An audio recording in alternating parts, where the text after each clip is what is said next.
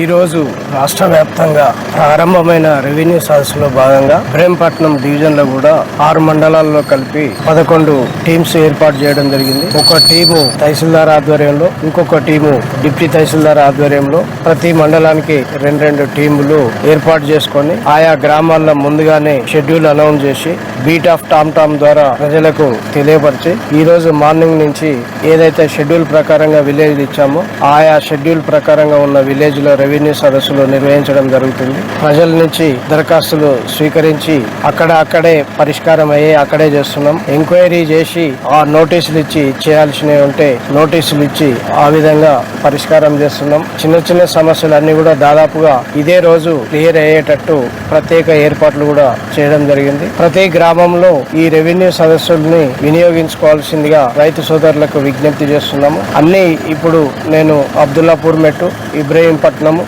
సందర్శించడం జరిగింది. మంచాల కూడా ఈ రోజు ఇక్కడ తిప్పాయిగూడలో రెవెన్యూ సదస్సులో పార్టిసిపేట్ అయినాం. రైతులు వారి యొక్క సమస్యలని వచ్చి చెప్పుకోవడం జరుగుతుంది. ఈ యొక్క రెవెన్యూ సదస్సులకు అద్భుతమైన రెస్పాన్స్ ఉంది. 23వ తారీఖు వరకు కంటిన్యూ చేసి ఛాయశక్తుల ఇక్కడ సమస్య పరిష్కారం అయ్యేది ఉంటే ఇక్కడికిక్కడే పరిష్కారం చేయడం జరుగుతుంది. కాబట్టి ఇంకా ఎవరైనా మిగిలిపోయిన వాళ్ళు ఉంటే ఆయా రెవెన్యూ సదస్సులని సద్వినియోగం చేసుకోవాల్సిందిగా కోరుతున్నాం.